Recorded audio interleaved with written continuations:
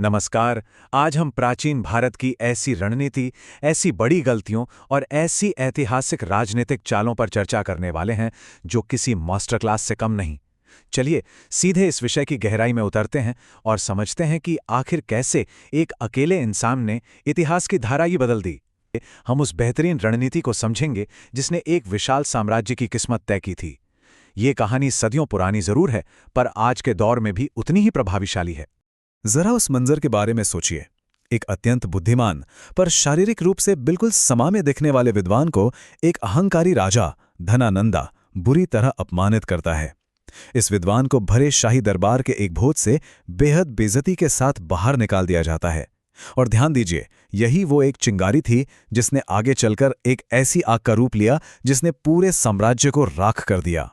तो यहाँ सबसे बड़ा और महत्वपूर्ण सवाल उठता है, आखिर कैसे एक अकेले व्यक्ति ने एक पूरे साम्राज्य को जड़ से उखाड़ फेंका।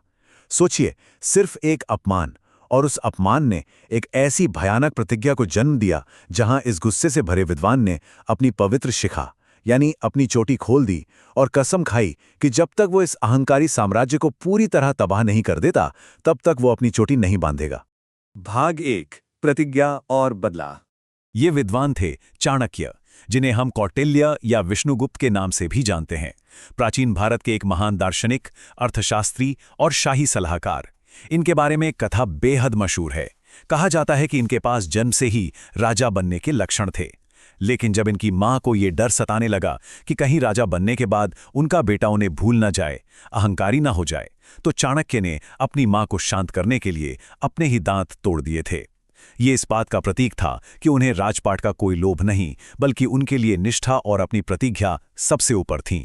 अगर हम उस वक्त की स्थिति का आकलन करें तो ये एक बिल्कुल असमान मुकाबला था।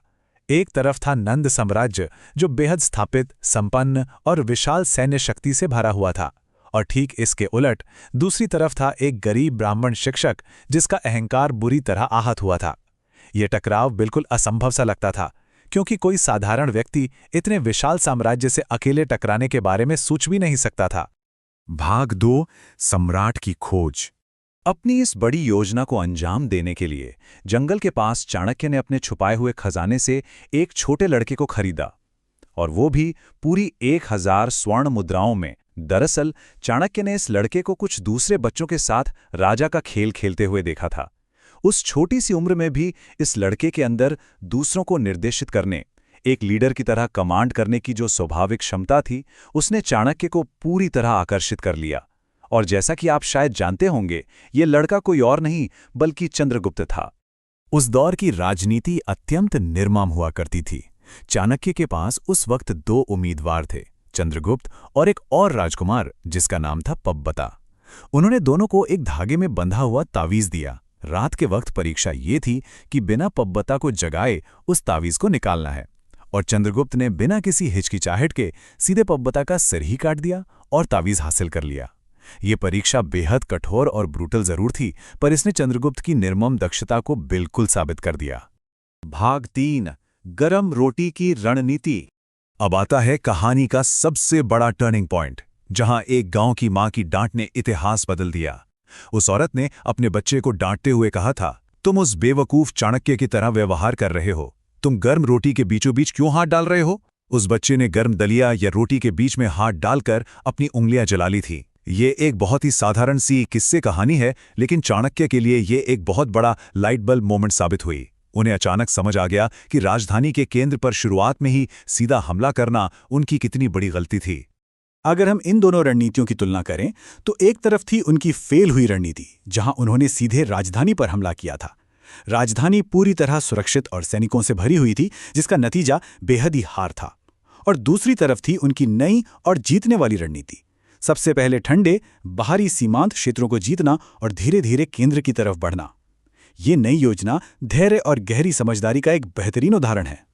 भाग 4, मौर्य साम्राज्य का उदय। जीत का ये पूरा सफर क्रमानुसार आगे बढ़ा। स्टेप 1, सबसे पहले बाहरी और सीमांत क्षेत्रों पर कब्जा किया गया ताकि केंद्र को अलग थलग किया जा सके। स्टेप 2, रणनीतिक गठबंधन बनाए गए और खुफिया जासूसों का एक मजबूत जाल बिछाया गया ताकि दुश्मन की हर अंदरूनी खबर मिलती रहे। और आखिरी स्टेप 3, जब राजधानी पाटलिपुत्र पूरी तरह से कमजोर और अकेली पड़ गई, तब उस पर अंतिम मार्च किया गया। ये एक शानदार तरीके से आयोजित योजना थी जिसने आखिरकार ताकतवर नंदा साम्राज्य को घुटनों पर ला ही दिया। और इस साम्राज्य को चलाने के लिए चाणक्य ने कुछ ऐसी हैरान अंगेज टैक्टिक्स अपनाई जो आज भी लोगों को हैरान कर देती हैं। इनमें शामिल थी विशाकन्यास का इस्तेमाल। ये ऐसी लड़कियां थीं जिन्हें दुश्मनों को खत्म करने के लिए एक हथियार की तरह जहर के साथ इस्तेमाल किया जाता था। इसके अलावा एक विशाल सीक्रेट जासूसी नेटवर्क बनाया गया। और सबसे रोचक बात, सम्राट को दुश्मनों के जहर से बचाने के लिए चाणक्य उन्हें उनके भोजन में हल्के जहर की छोटी छोटी खुराकें देते थे, ताकि भविष्य में अगर उन्हें सच में जहर दिया जाए तो उनके अंदर उसकी इम्यूनिटी पहले से विकसित हो चुकी हो। यहां से घटना चक्र बहुत तेजी से घुमा। पहले पड़ाव में धनानंद को सत्ता से उखाड़ फेंका गया। फिर शुरू हुआ चंद्रगुप्त मौर्य का गौरवशाली शासन। और तीसरा अहम पड़ाव था बिंदुसारा का जन्म और उसका सम्राट बनना। वैसे बिंदुसारा का जन्म किसी चमत्कार या मेडिकल मार्वल से कम नहीं था। जब चंद्रगुप्त की पत्नी ने प्रेग्नेंट होते हुए गलती से उस जहर वाला भोजन खा लिया, तो चाणक्य ने वक्त गंवाए बिना एक शल्य चिकित्सा यानी सर्जरी जैसी प्रक्रिया के जरिए उस बच्चे को बचा लिया था। यही बच्चा आगे चलकर सम्राट बिंदुसारा बना। भाग 5, विरासत और अर्थशास्त्र। चाणक्य ने अपनी महान पुस्तक अर्थशास्त्र में कूटनीति के 4 मूल सिद्धांतों का वर्णन किया है।